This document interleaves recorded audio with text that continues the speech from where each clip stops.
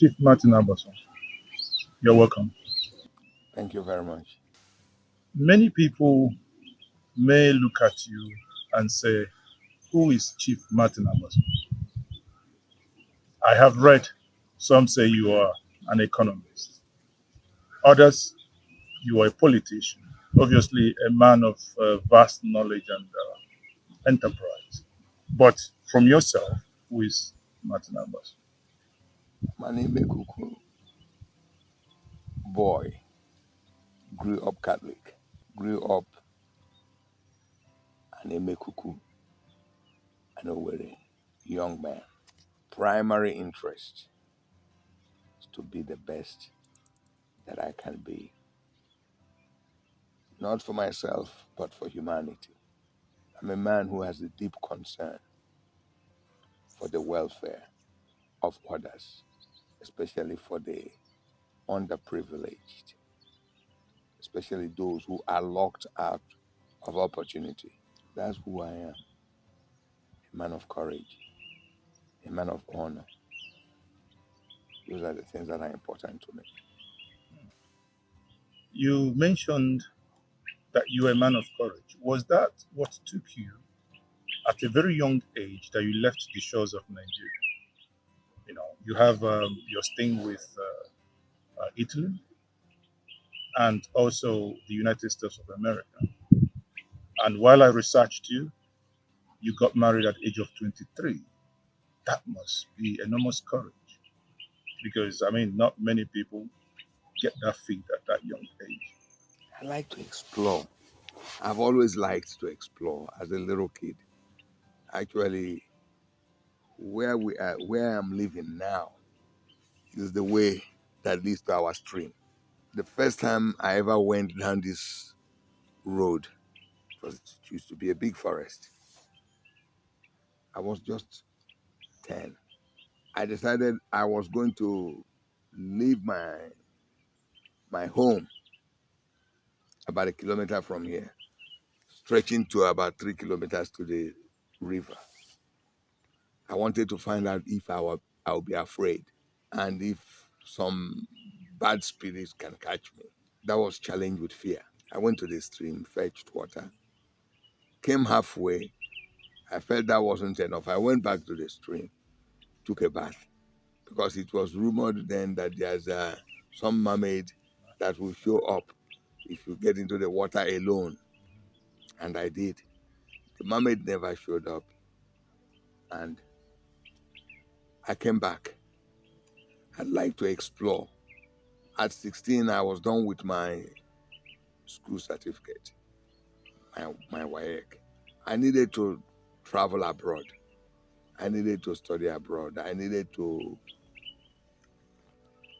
uh, see a totally new environment.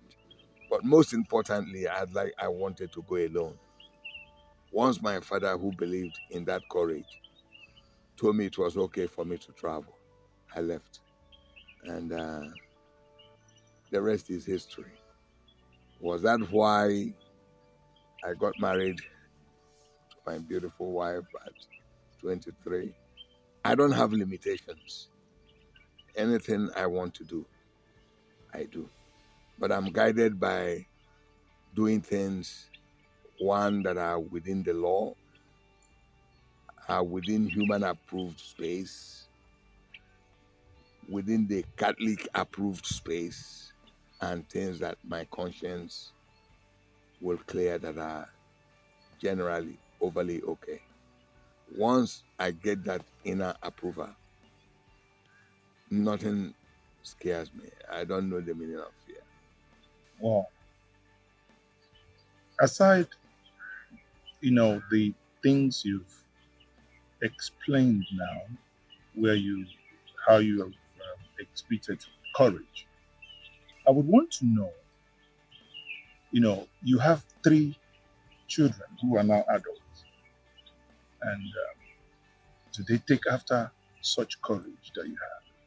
Maybe a lot more. Maybe a lot more. They are very independent. They are very self-motivated. They are very driven. My grandson, my first son's first son, He's a young man also of super courage. Has done incredible things at 15. So they like their space, my children. They they are independent minded, as I said, self driven. They are not limited by any feeling of fear. At least so they say to me. And that is what I have observed. For the things that Martin Abaso has been doing, if you check, you have multiple touch points: oil and gas, hospitality industry, agribusiness. Which of these has been the most difficult and most challenging, at the same time, most rewarding? The things that I do, I don't put in capsules. I don't appraise them by rewards or what I get at the end of the day. It is the satisfaction that I derive. My farm used to be my 18-hole golf course. And one day, at the prompting of my first son, I decided I was going to do something a little bit more profitable. And I wanted to build 27 farms when I was preparing to become governor in 2007. I said, wait a minute, since I am trying to do something that will help humanity, create jobs, also provide income,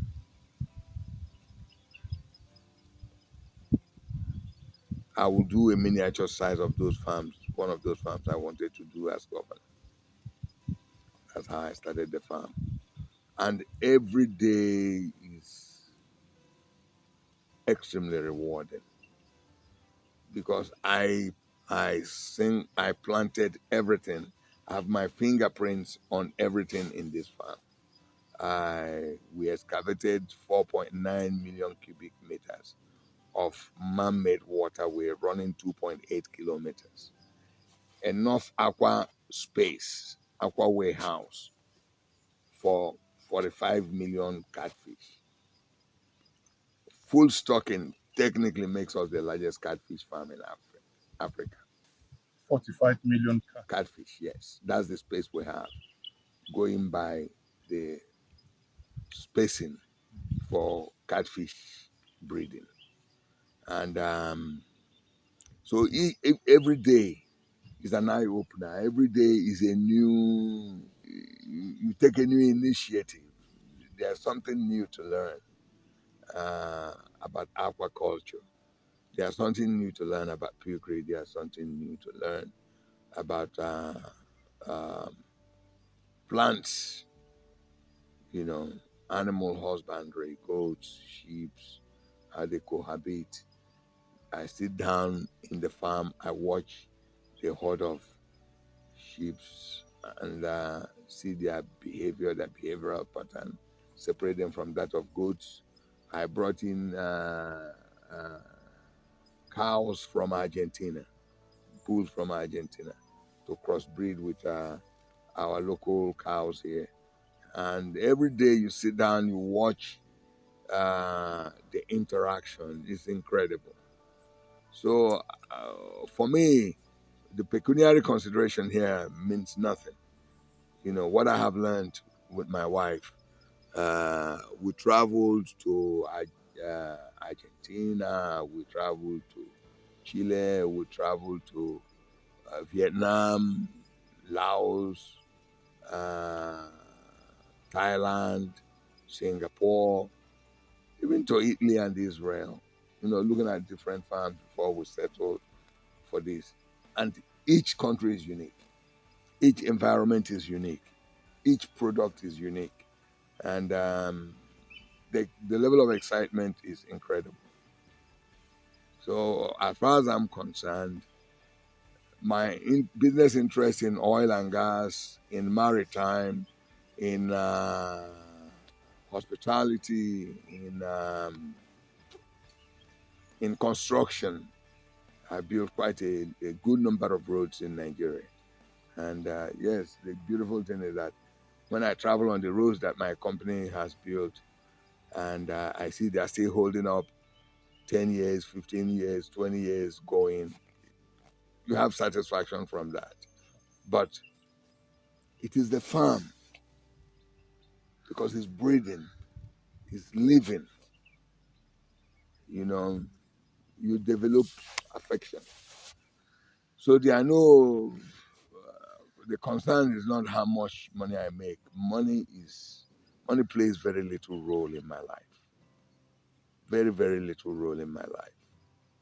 Because I know what it means not to have a penny.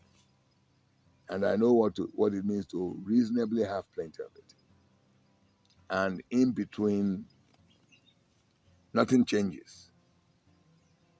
It's all in our heads. So in all you do, your farm gives you the most satisfaction. Yes. And I am also a task person. If I have a task now in maritime, if I have a task to see how there's a major crisis and something has to happen with cabotage, and the knowledge I have must be deployed in that area,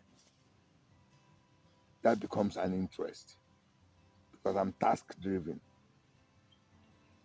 If something is going on in oil and gas and we have to do some well survey, and there are new gyros that need to be deployed for us to do the survey, that presents a challenge, especially, oh, this has to happen. We have a timeline. We need this done in the next uh, 7 days, 14 days, 21 days. That task changes my interest. Basically, you take technically looking at it, you're sort of the person that takes up new challenges. Every day, I'm restless. Now, would that explain why you didn't, it's not something many knew before you were made special assistant to former President Olusegun Obasanjo on ecology, and it was a task you took up head on. How did you find? Well, that was an oddball. I was like a square peg in a round hole. I'm an economist. What I know is how to build economic modules, numbers, you know, econometrics, stuff like that. I don't know anything about geology. I don't know anything about soil science. And here I was, SA ecology. Abba, how would I do this one now? You know?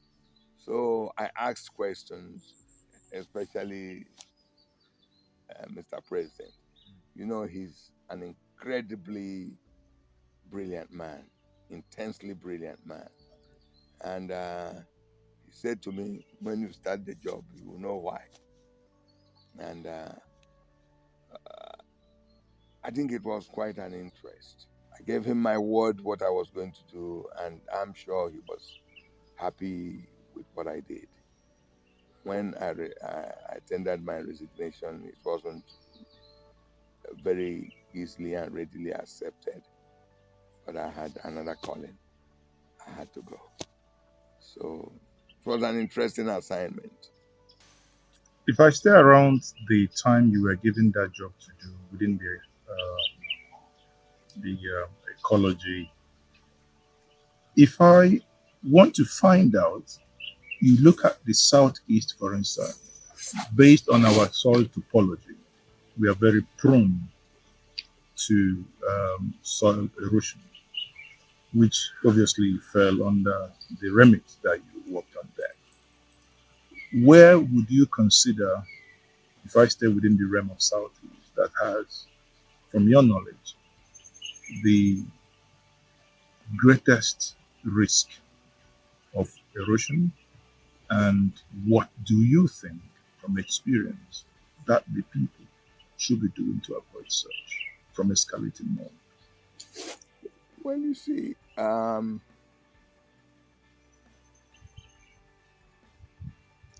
risk of environment. depletion, environmental depletion, is so misunderstood, so undercalculated that people make sweeping statements. The problem is more in Anambra or is in Imo. There are unique problems associated with particular areas at a particular time. The general overview of talking about a geographical space, saying that this, if you come to Imo, Idato is the worst hit. But there could be a major washout out of Odamini River that can instantly threaten human habitation or existence in that particular place, that makes it an emergency. And the magnitude of that natural occurrence, that environmental degradation, in terms of human loss, property loss, in monetary terms, may outweigh what an area that has been exposed to such problems over time. We have flashpoints in the southeast. Some can be controlled by human intervention, like in Onitsha, for instance, where people deliberately block all sewage tracks, build on existing conduits. You must have challenges where people burn waste at the risk of major hazard to the residents. Those things can be stopped, but they pose monumental threat to Onitsha. The washout going towards Ogidi, you can't do anything about it. You have to have major intervention. What you have in Idato requires major intervention. What you have in Injaba requires major intervention. What you have along Obuide requires major intervention. What you have in Umunzi area requires major intervention. So I'm not going to sit here and tell you that Anambra has bigger problem than Imo, or Imo has bigger problem. Look at a place like Aba, for instance. If nothing happens in Aba in the next 2-3 years, the place will become a major environmental hazard just by people dumping waste uncontrollably.